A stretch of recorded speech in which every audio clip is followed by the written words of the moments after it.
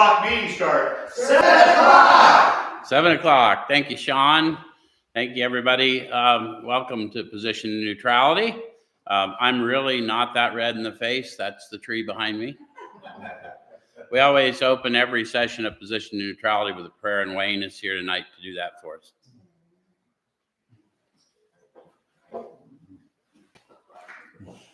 Hello, everybody. Heavenly Father, we thank you for this time that we could spend together. We thank you for your word. We thank you for the people that you brought to talk about your word and to talk about you, Lord. May we have this encounter and this experience tonight, Lord God, with you, and know that you're with us. In Jesus' name, amen. Amen. Thank you, Wayne. Hello to everybody that joins us online. Hi, Caesar. Hello, everybody up in Edmonton. We're going to be looking at step 12 tonight. For those of you who've never caught us before, what we do is we take a look at the suggested instruction for a step or so a week out of this book, and we use this book in 12-Step Recovery. Why? Because it works. Yeah, the process described by the authors of this book has been proven to work for addicts of the hopeless variety, addicts to alcohol and other substances. So what I attempt to do is show you how I find my experience in the book and encourage you to have your experience. And for those of you who don't know what I mean when I say that, I'm simply going to read a few sentences, then I'm going to turn those sentences into questions, and I'm going to ask myself what that question means to me. And I'm going to encourage you to do the same. That way you can do this when you're not sitting with me. This whole thing was devised so that we could interact with people that were isolated in some way and couldn't get to something meaningful. And so we expect you to participate, if you will, in your own recovery. So take the statement, turn the statement into a question, ask yourself what it means to you. And when we share that, you'll have a revelation within you. When it happens in a powerful way, I'll know, right? We'll share it because we'll feel it. That's what it means to share our experience, our strength, and our hope. Yes? Yes. All right, so we're in step 12. So we did a little remedial work just in case we got somebody who come in. I had a guy come to a 10 and 11 one time, and he goes, well, what do? You do that 8 weeks in a row. What if I came in on 11 and I didn't know the other steps? I said, well, you have to come back for 8 more weeks. So he said, it's not rocket science. Instead, the steps are all inclusive anyway. So everything I'm going to talk about in 12, you've already, if you're there, you've awakened through the process. And the process is already determined within that whole manner of living that I'm going to describe to others, which is the whole reason for it. All right, so we're in a chapter called Working with Others. Chapter 7, if you're following in your book, and you should be, page 89. And I say you should be not because it's a rule. I say so because you are attempting to find your own experience. And you don't want someone else reading the book for you. If you'll do what I'm suggesting, that you ask yourself the questions as I do it and let that saturate within you. If it doesn't move you, let it go. But if it does, that's for you. That's revelation. That's power. That's peace. That's happiness. That's direction. Yes? Yeah. All right, so it says practical experience shows that nothing will so much ensure immunity from drinking as intensive work with other alcoholics. It works when other activities fail. So what did the authors promise us there? Other activities will fail. All these years, Sean still comes up with the really downer thing. They said that if you want immunity from drinking, intensive work with other alcoholics works when other activities fail. To Sean's point, they will fail. If you're just going to park yourself in fellowship halls and you have this addiction, this addictive disorder of the hopeless variety, you will be very uncomfortable, and the likelihood that you'll be able to retain your seat is less than average, as we've talked about, okay? Then it goes on to say, this is our 12th suggestion. So then it says, this is our 12th suggestion. They told you why you would want to do it from a human perspective. The human perspective is uniquely selfish. That's how we look at everything. Why would I do it? What's the benefit to me? So that came before. The reason I would do it, because I don't want to return to what I've been. The suggestion follows its absent self. Does that make sense? Okay, the suggestion is carry this message to other alcoholics. Exclamation point. How does one carry a message? By sharing an experience. Yeah, it's a matter of a walk aligning with a talk, isn't it? In fact, they're not going to care what you have to say until they see what you're doing and presenting as. Yes? What is the old saying? They don't care how much you know till they know how much you care. So you can help when no one else can. You can secure their confidence when others fail. Remember, they're very, very ill. So how many of you had some struggles in addiction and you went to professionals and then you fell short and you felt worse about yourself? Was there a little bit of a relief when you finally met a peer who knew why that happened and they weren't telling you the obvious? They were just saying, look, man, that's going to happen until you realize that there is a power in you that can help you overcome, but it isn't about power to not do. It takes no power to not do. If all you want to do is stop doing something, stop. But if you want to live free, you're going to have to serve. And once somebody tells us that truth, it finally resonates with us. All right, so remember, they're very ill. Life will take on new meaning. Claim that promise. There's no one I know that's lived any length of time that from time to time within their walk did not need the life they're living to take on new meaning. We all go through changes. We go through seasons. We find the impermanence in the things we thought permanent. And if life doesn't take on new meaning, and I don't have faith that I'm moving to something else, I'm being prepared for something else, I'm going to struggle. Any of you ever struggle? So to watch people recover. Now, why is fellowship important? To watch people recover, to see them help others, to watch loneliness vanish, to see a fellowship grow up about you, to have a host of friends. This is an experience you must not miss. We know you'll not want to miss it.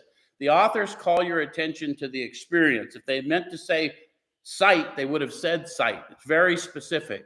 How many of you have noticed as the fellowship grew up about you, you knew the people who were your people? Yes.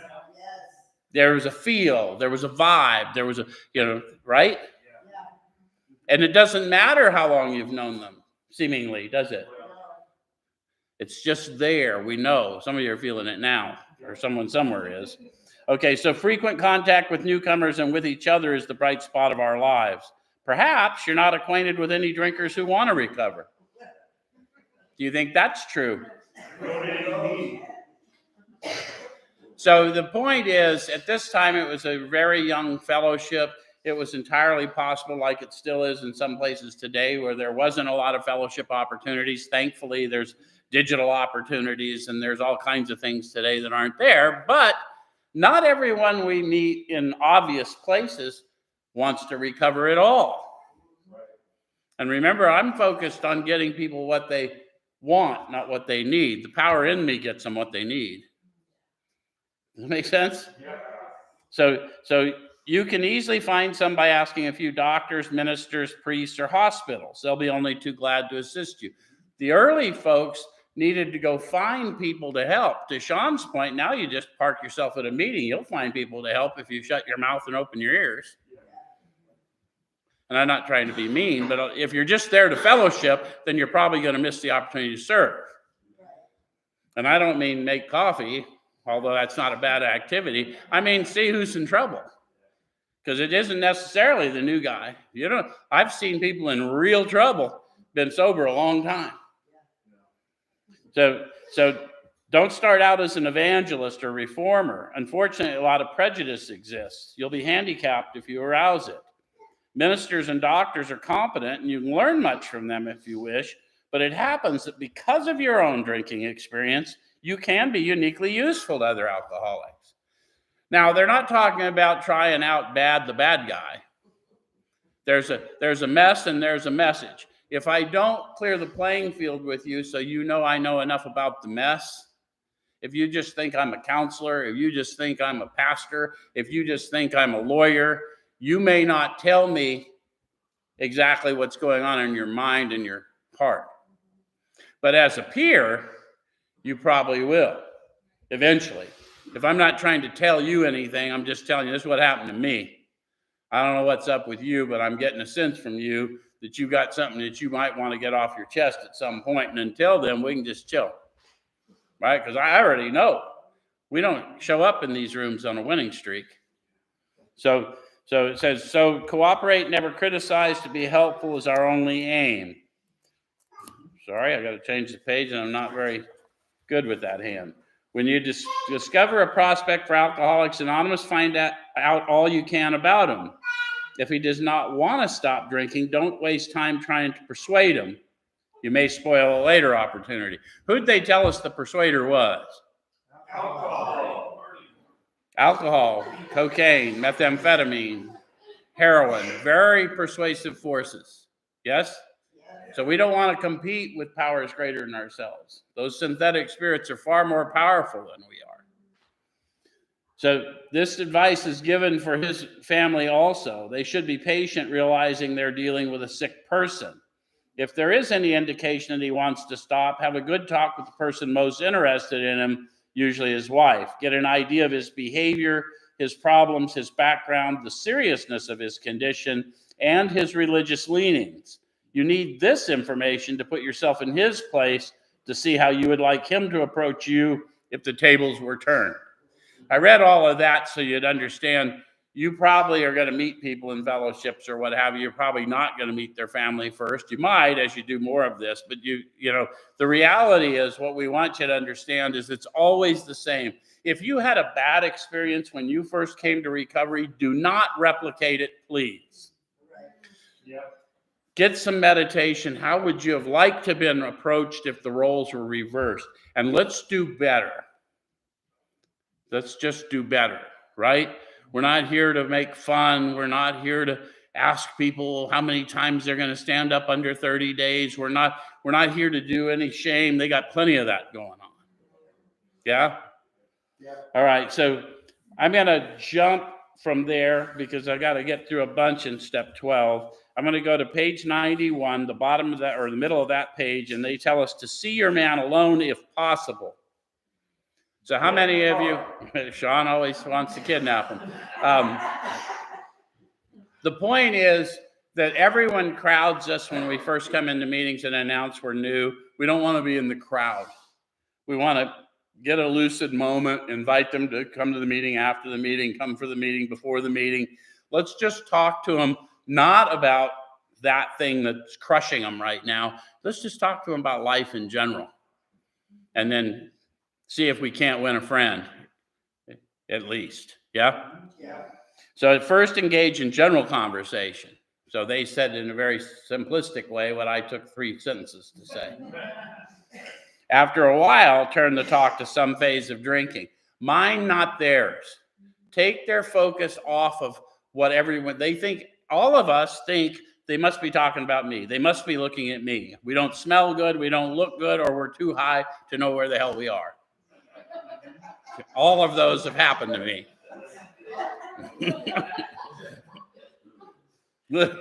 Listen, I've been so wasted at AA meetings, and this was just after smoking ended, so 15 years ago and 20 years ago, whenever they ended smoking in AA meetings, and I sat down big as you please and lit right up, and luckily there was an old timer there that knew what was up.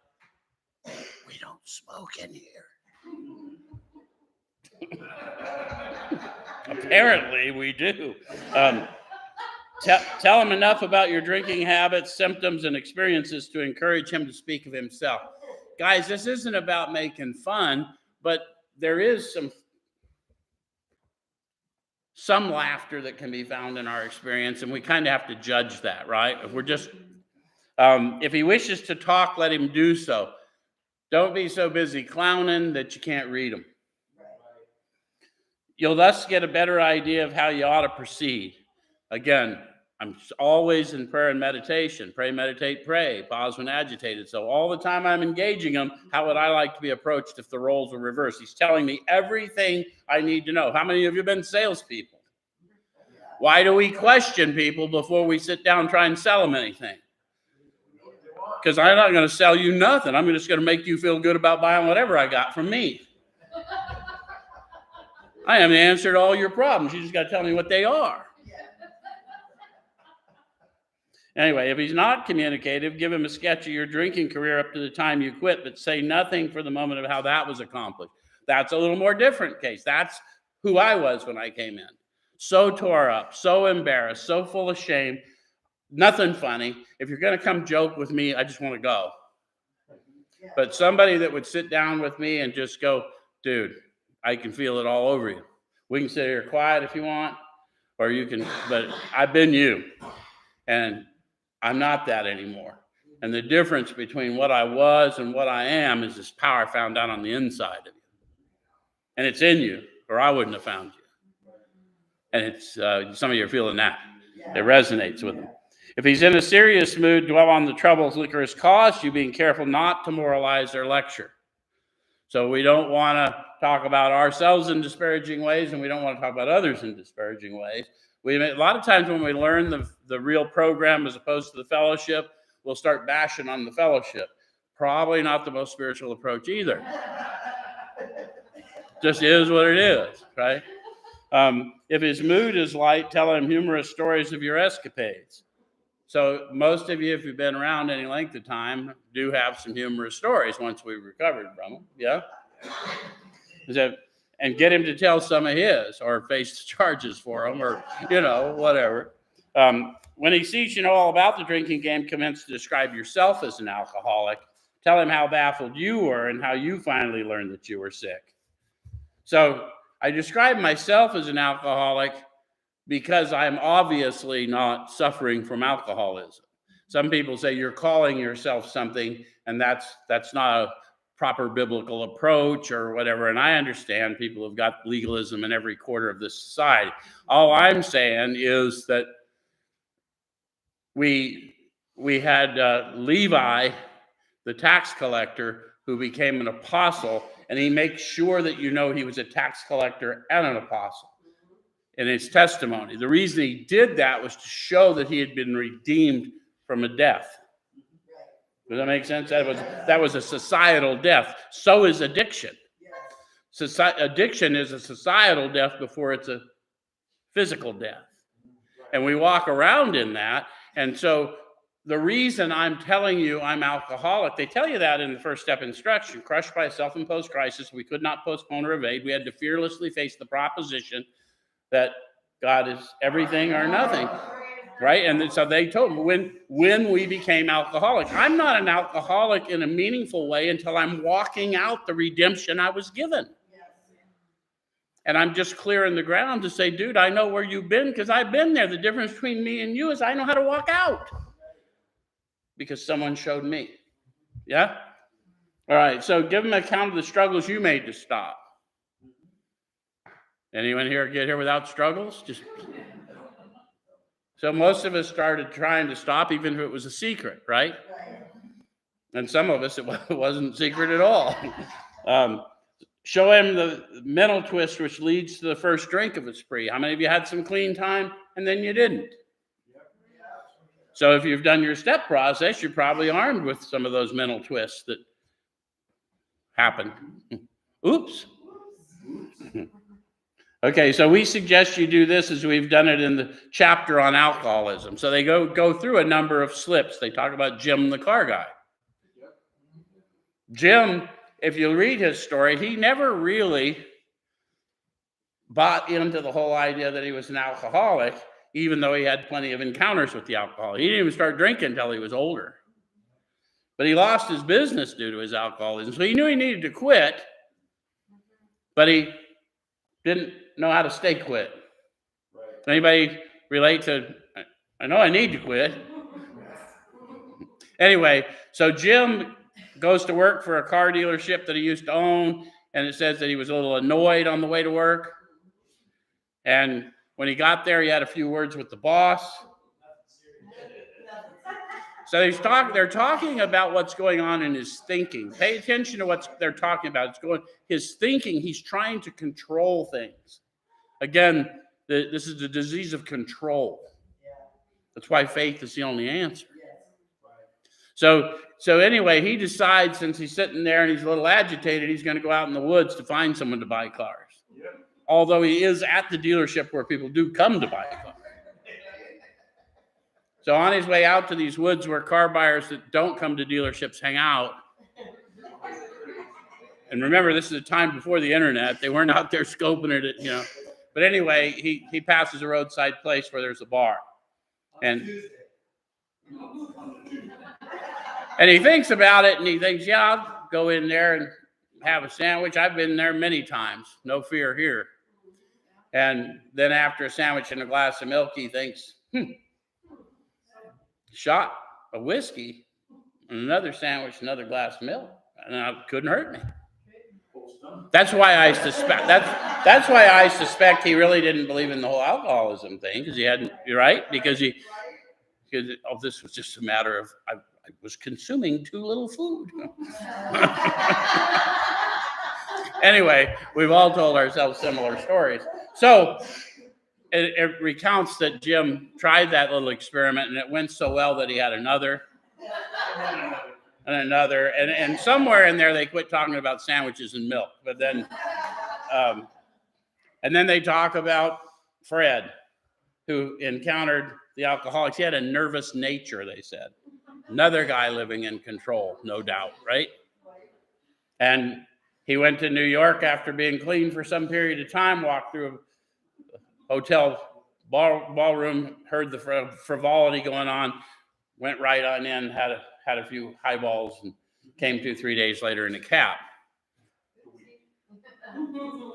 So the whole deal is that we tend to lose time and we tend to lose consciousness. The authors, when they talk about consciousness, my awareness of being aware, they said an alcoholic at a certain point has lost control.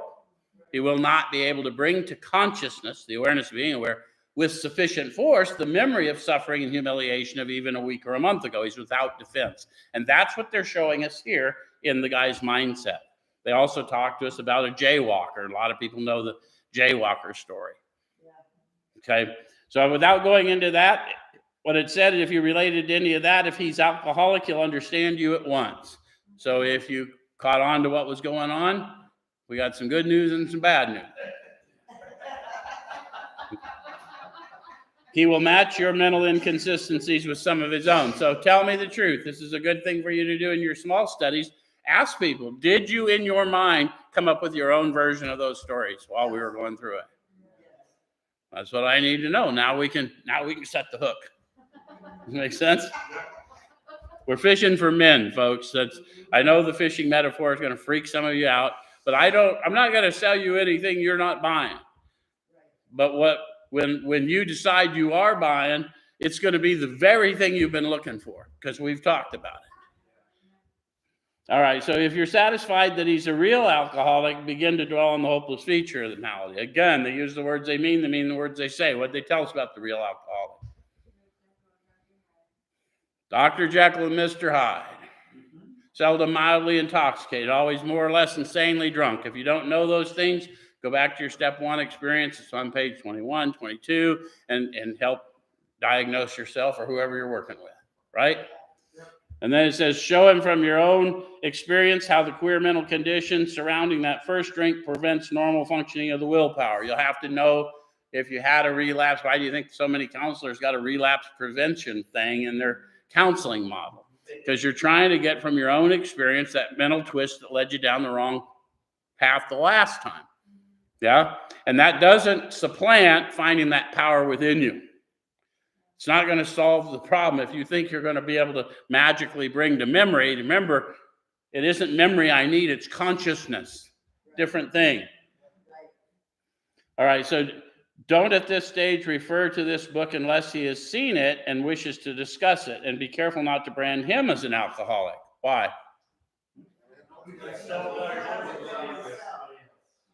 So lots of just, who cares? People told me I was alcoholic for years. People told me I was dying for years. Yeah, tell me something I don't know. Give me the mystery of when. Let him draw his own conclusion. If he sticks to the idea that he can still control his drinking, tell him that possibly he can if he's not too alcoholic. Now, some people don't like to hear that. Oh, you're gonna cause a relapse. No, the relapse already started by the time they're talking. The reality is the insanity of addiction comes before the actual partaking in the addictive substance. So the reality is I need you to have some desperation and show it to me for me to continue, because there's lots of people out there desperate, and we can remain friends without me spending a lot of time with you while you already made up your mind. Right. So I've told people before. I remember a guy one time, it was right before Christmas time, and he said, well, he really didn't think he was alcoholic. And I said, okay, well, you should probably just go out and do some controlled stuff and, talk to me after the first of the year. He goes, well, why would I want to talk to you then? I said, why do you want to talk to me now? And I got up and started to walk out, and that dude damn near tackled me by the ankle. He goes, wait, I want to tell you, I started going to detox when I was 14. And you're 37? Some might say that's a struggle to stop. Anyway, continue to speak of alcoholism as an illness, a fatal malady. Talk about the conditions of body and mind which accompany it. So what are these conditions of body and mind? Physical craving and the mental obsession. Yeah, and for the reason you drink the way you do when you drink is that you got a abnormal reaction to that substance. You don't react like everyone else. It's going to cause you to have a desire beyond your mental control. And the reason, even knowing that you can't stop, is this mental conception. Again, another control issue. The world's not responding the way I think it should in my current circumstance. So keep his attention focused mainly on your personal experience. Explain that many are doomed who never realize their predicament. Doctors are rightly loath to tell alcoholic patients the whole story unless it'll serve some good purpose, but you may talk to them about the hopelessness of alcoholism because you offer a solution. It's okay to take them to hopelessness as long as you're going to introduce them to hope. But let's not just pretend this game that we just leave you hopeless and magically you're going to find power. That's not true. I've heard that taught, but it's not true. It's supposed to call your attention to the power within you. Why are you still listening to me? Yeah? Right. Something's happening within you. All right. So if he has all the traits of an alcoholic, or he has all the traits of, if his own doctor is willing to tell him that he's alcoholic, so much the better. Even though your protege may not have entirely admitted his condition, he's become very curious to know how you got well. Let him ask you that question if he will. Now, they put that in there for a reason for you to pause. There's a tendency to want to jump in and tell them what's wrong with them. You don't know what's wrong with them. You don't even know that anything's wrong with them, right? You're telling your story, not theirs. So when they ask, well, you sound like you might know something about this whole addictive thing. Then when they ask, what happened? What did you do? Then I'm obligated to tell them exactly. And the problem with telling them exactly is if they're asking me how I did it, I didn't. So the reality is I can tell you the experience of being raised from a scrap heap, but I cannot tell you the process. Now, the process of living with it once I'm raised, that I can show you. But the solution you're looking for is found within you. It's not out in the world that's overcoming you. Does that make sense? Yeah. So it says, stress the spiritual feature freely. If the man be agnostic or atheist, make it emphatic that he does not have to agree with your conception of God. So why do they not need to agree with my conception? Yeah, my whole interaction with them is convincing them that we only use the word God to focus them on the experience of power, peace, happiness, sense of direction within. And no matter how dead they are in the spirit, there will be evidence of life as we engage them. And if we'll call that to their attention, I want to focus you on the experience. Let the theology down for now. And if you're really religious, especially leave that down. If you've done the steps 100 times because you got a new experience every year and you're now on a hot relapse, leave the big book down too. Because the reality is it's the power of testimony and what's already been done that's going to take you to a new life. And you're going to have to do the things that you read about. Okay, so he can choose any conception he likes, provided it makes sense to him. The main thing is he'd be willing to believe in a power greater than himself, and that he lived by spiritual principles, and we're going to map that out through the step process. So I'm going to jump from there, because I don't want to talk about the religious folks just now. I'm going to go to 94, and it says, outline the program of action explaining how you made a self-appraisal. Now, I wouldn't have much credibility explaining to you how I did that if I had not done that. And if we haven't agreed on a basic format for doing that, instead of just making up our own, we still may not come to agreement. Does that make sense? So they've laid out a rough way to do it. I don't believe there's a right way or a wrong way, because it's situational. But if we stay roughly where these authors are, like there'll be people who tell you, you take it and write it and come see me whenever you're done, and you never see them again. Well, I was so sick when I got here, if the guy would have done that to me, I'd have just gone out and died. So he knew I wasn't capable of writing or thinking or even emoting properly. So he sat down with me and he wrote down everything I said for hours, because that's what was needed for me. Anyway, so how you straightened out your past and why you're now endeavoring to be helpful to him. It's important for him to realize that your attempt to pass this on to him plays a vital role in your own recovery. So why am I meeting him? Yeah. So vital. So these people are all integrally linked in your own freedom. Actually, he may be helping you more than you're helping him. And mostly when you find that out, you learn there's something about, even the ones that you want to say wasted your time, taught you you're just a people pleaser. Right? I mean, it's okay, but we don't have to sit there judgmental, but we do. Or we hand them off to someone else. I know who you need to work with. Some of you have done that too. Actually, he may be helping you more than you're helping him. Make it plain that he's under no obligation to you, that you hope only that he'll try and help other alcoholics when he escapes his own difficulties. Why do I hope that for him? That's where the freedom's going to come from. That's where you really clean house. Clean house doesn't happen in the fourth step. It just gives you a map to a clean house. That way you have a testimony properly armed with facts about yourself. Suggest how important it is that he place the welfare of other people ahead of his own. Guys, that's an on-the-fly thing, right? We all struggle with thoughts about how people are and how they should behave and what they say. So I need to let them know that it's a journey, not an event, to set the needs of other people ahead of your own. Because this life in the spirit is not an easy life. I hear people talk about, I was instantly in a new car, and that wasn't what happened to me. I couldn't even get new underwear for a while. Make it clear that he's not under any pressure, that he needn't see you again if he doesn't want to.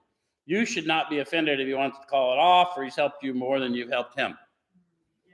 And again, they're reminding me, this book isn't really written for any of you. It's written for me, because if I'll do what they say, it won't matter what you do or say. Right? So if your talk has been sane, quiet, and full of human understanding, you've perhaps made a friend. Maybe you've disturbed him about the question of alcoholism. How many of you have realized there really is, even to this day and age, there's a question about alcoholism? People think it's all a matter of choice. There's no disease. The disease idea is an excuse. I hear it all. I hear it all the time. I hear it from professional circles. And I'm perfectly willing to let you hold your own opinion. I would prefer you not share it to somebody who's dying from it. This is all to the good. The more hopeless he feels, the better he'll be more likely to follow your suggestions. Your candidate may give reasons why he need not follow all of the program. And have you ever had that happen? Oh, yeah. How many of you have been one of those who didn't follow all the program? So that's not unique. All of us lapse. All of us don't keep up with our prayer and meditation throughout the day. All of us start thinking our outsides are causing what's going on in our insides. That's why we have people in community to get us right thinking without judgment. He may rebel at the thought of a drastic house cleaning, which requires discussion with other people. Do not contradict such views. I'm not there to argue, right? I'm going to talk about my experience. Tell him you once felt as he does, because you probably did. If you didn't, fine. But the likelihood is I saw the steps on the wall and I'm going, oh no, I ain't telling nobody that bullshit. Okay, but you'd better, you doubt whether you would have made much progress had you not taken action. So now I'm going to talk about the revelations of my step process. I feared telling this guy that finally was paying attention to me some of the things about me that were embarrassing to me. But when I did, I was so unburdened that I felt like I could go on, right? And when I talk about unburdened, I mean I was delighted. I was not anchored. I wasn't waiting for him to leave so I could go get a fix. And that hadn't happened to me in a long time. On your first visit, tell them about the Fellowship of Alcoholics Anonymous. Now, notice they were careful in those days to distinctly differentiate between the fellowship. There's a place where you can go. We have home groups. We're in our home, just like we are tonight. And there's also this manner of living that you're going to be doing. And if you've got a particularly hard case, we can pray and meditate about it right here over the dinner table, so we'll get answers from the one. Yes? Yeah. All right. So if he shows interest, lend him a copy of this book. Now, sales pitch. Yeah, you give them a copy of the book, mostly, in my experience, to show them that they can't read it on their own. Because then they'll call, I don't get any of that. Okay, well, let's go through it together. All right, so unless your friend wants to talk further about himself, do not wear out your welcome. Have you ever been there too long? Have you ever been the victim of being there too long? You're in Sean's car, depending on where he's going. Give him a chance to think it over. If you do stay, let him steer the conversation in any direction he likes.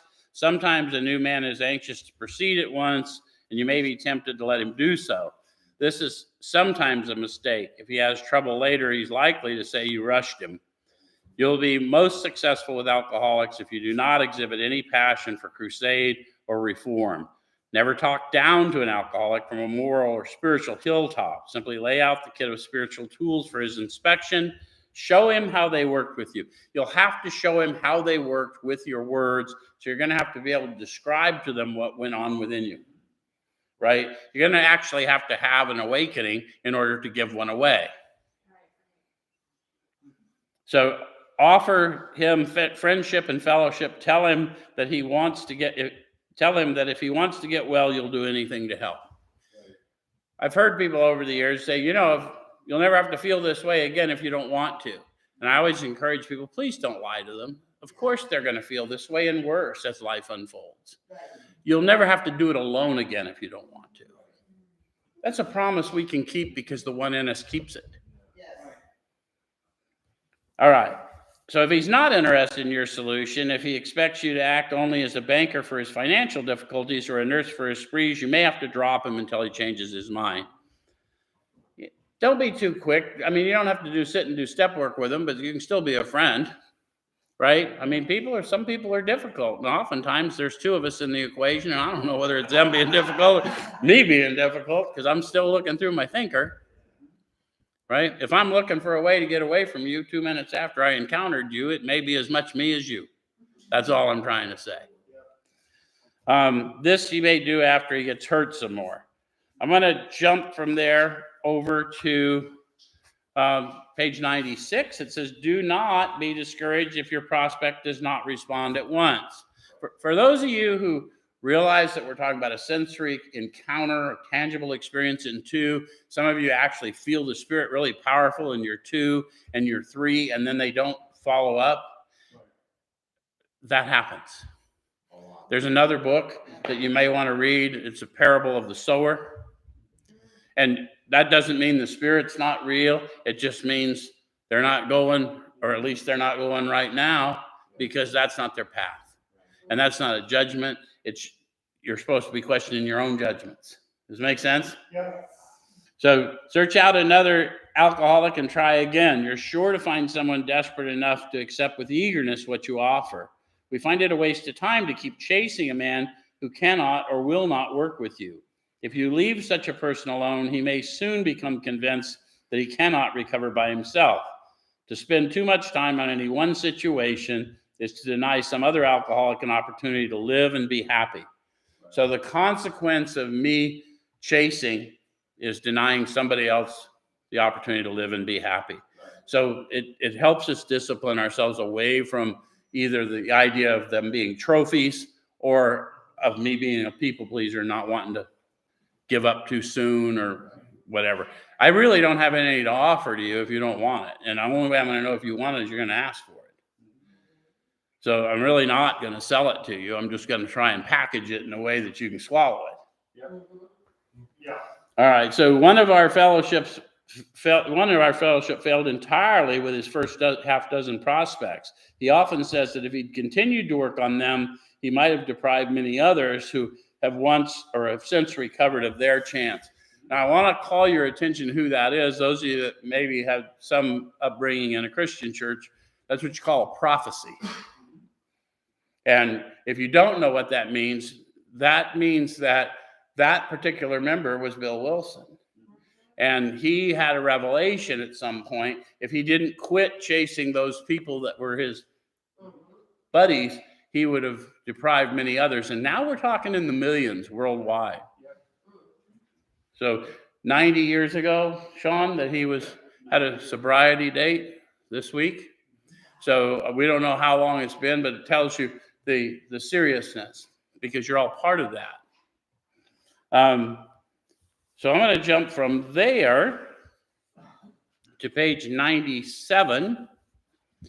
And last week we talked about it's time to grow in understanding and effectiveness. We're going to kind of look at some of that too. So it says, never avoid these responsibilities, but be sure you're doing the right thing if you assume them. So they were talking about people being homeless, people having needs, people showing up with their hand out, right? We always told people at New Freedom, we told, look, when we're writing you in prison, we're not looking for people who want to hand out. We're looking for people who want to hand up. We're going to have you do it because we want you not only to know how to do it, but we want you to know how to show others to do it. Helping others is the foundation stone of your recovery. So how important are they? Yeah, even if I don't care about them, I probably care about me, even though I try and pretend I don't, right? A kindly act once in a while isn't enough. So the rule of thumb is if you need to memorialize every act of kindness with a selfie, you're not doing it enough. Just make it real for this day and age. You have to act Good Samaritan every day if need be. And it may mean the loss of many nights' sleep, great interference with your pleasures, interruptions to your business. Yep. It may mean sharing your money and your home, counseling frantic wives and relatives, innumerable trips to police courts, sanitariums, hospitals, jails, and asylums. Your telephone may jangle at any time of the day or night. Your wife may sometimes say she's neglected. Don't have one of those. You neglected her. A drunk may smash the furniture in your home or burn a mattress. You may have to fight with him if he's violent. Sometimes you'll have to call a doctor and administer sedatives under his direction. Another time you may have to send for the police or an ambulance. Occasionally you'll have to meet such conditions. So they're telling you your job description there. And the reality is, if you'll think back to your own life prior to recovery, did someone you don't know the name of do that for you? That's why you know that 12 step is really the amend step, not 9. 9's the fitness step. 12's where I convert the past. Does it make sense? Because I'm going to go do what was done for me without a price tag. Because it was done for me without a price tag. We seldom allow an alcoholic to live in our homes for a long time. It's not good for him, and it sometimes creates serious complications with the family. I'm going to jump from there because I don't want to talk about the family today. I'm going to go over to page 98 because I promised that I would tell you about growing in understanding and effectiveness. Yes. And the steps always suggest we're growing in understanding, right? The God as I understood him is not, the power I understood at that time is not the power I understand today, because my awakening has deepened my. In fact, I think I've received divine understanding. In fact, I know I've received. It's not, the understanding is power, and it's not even of me. It's through me. Does that make sense? Yes. So it's not the matter of giving that's in question, but when and how to give. So that's what I'm going to grow in understanding and effectiveness with. Give to everyone who asks, but not necessarily what they ask. Why? Because what they ask, you may not have, or it may not be good for them. It isn't a matter of a judgment, but just be real, right? What they really want from you is a healing, right? Like, here's the thing. You say you want money, but you're just going to go get well again for 5 minutes. And if that's really what you want and I have it, I'll give it to you.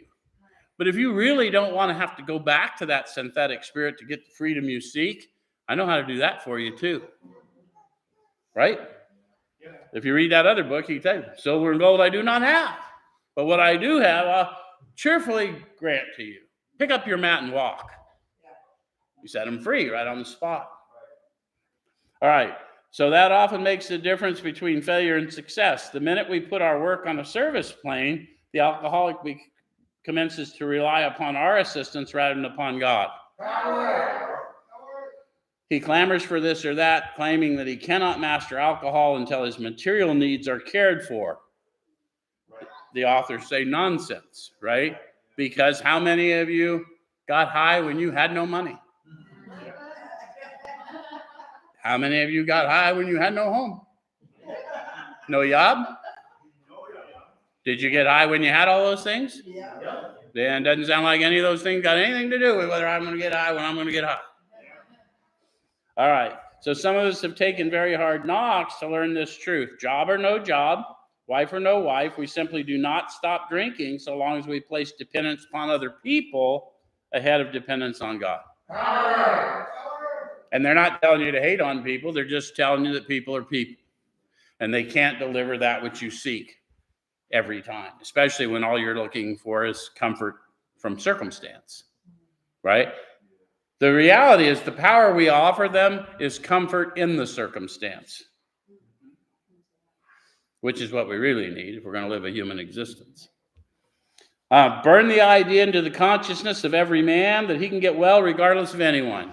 You know how important that is and how we don't do that for the new guy? We fill them with bullshit, tell them they're the most important person in the room. You can't have a most important person in a society of equals. We lie to them right from the gate. They ain't no most important. The most important person in the meeting came in anonymously. He's the power that animates us all. But we're gonna burn the idea into your consciousness, the awareness of being aware that you can get well. In other words, I see your recovery while you're living your addiction. Right. Yes. And I believe so strongly in it, I'll walk with you through it. Yes. Now you tell me what you're willing to do. Yeah? All right. So the only condition is that he trusts in God. He trusts in power and clean house. Yes? And when they're brand new, they're not going to have a clue what the hell you're talking about. But, just clean ashtrays for now. Okay. So I'm going to jump over to page 100. This is another thing that I want. It's really profound.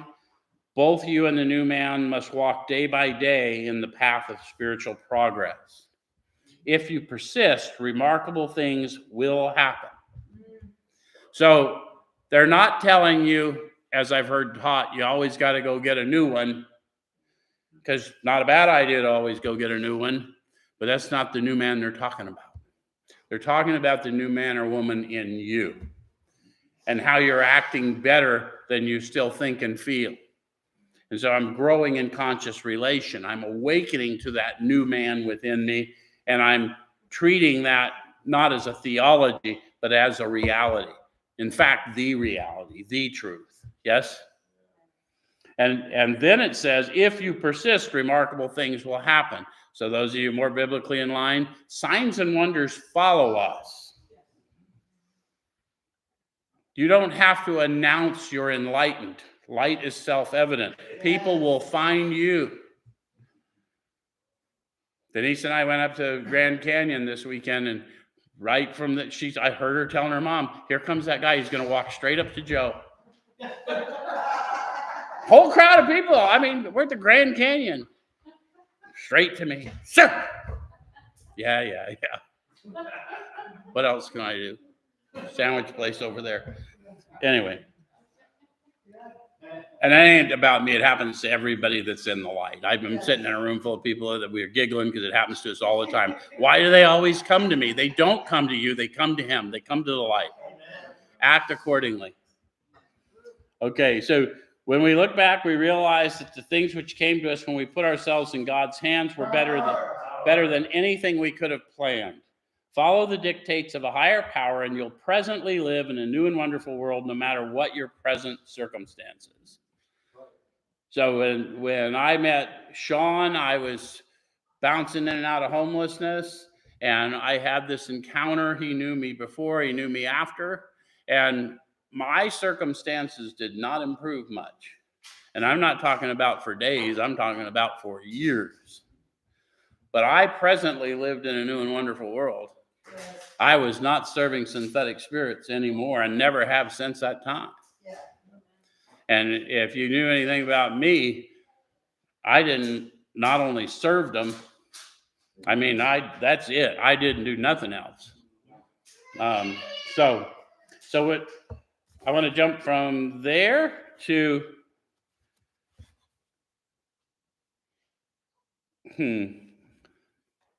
okay, middle of page 101. In our belief, any scheme of combating alcoholism which proposes to shield the sick man from temptation is doomed to failure. If the alcoholic tries to shield himself, he may succeed for a time, but he usually winds up with a bigger explosion than ever. We have tried these methods. These attempts to do the impossible have always failed. So if you have addictive disorder severely, as these people did, as I did, I could go into a secure environment and I might get some clean time for a while, but eventually something would happen. And then I didn't just go off the rails a little, I would go way the heck off the rails. And so the reality is I didn't want that cycle to continue. And the only way that cycle stopped is my manner of living had to stop, and I had to start living for a better purpose than I had been living. And AA showed me how to do that.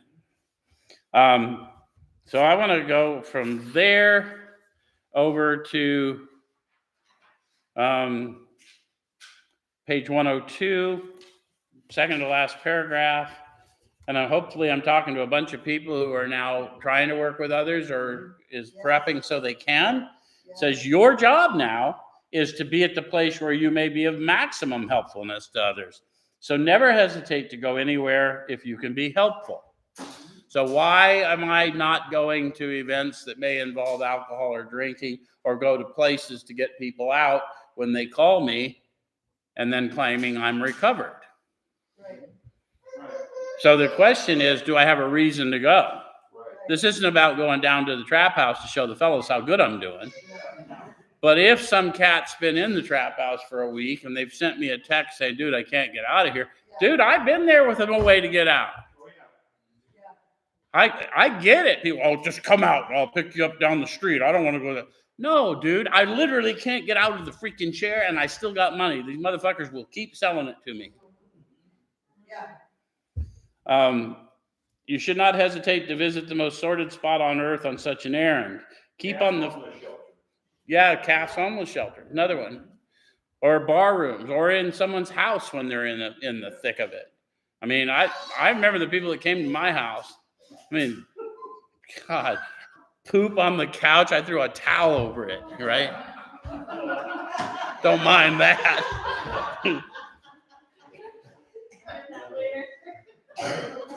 You got pets? No. Just me.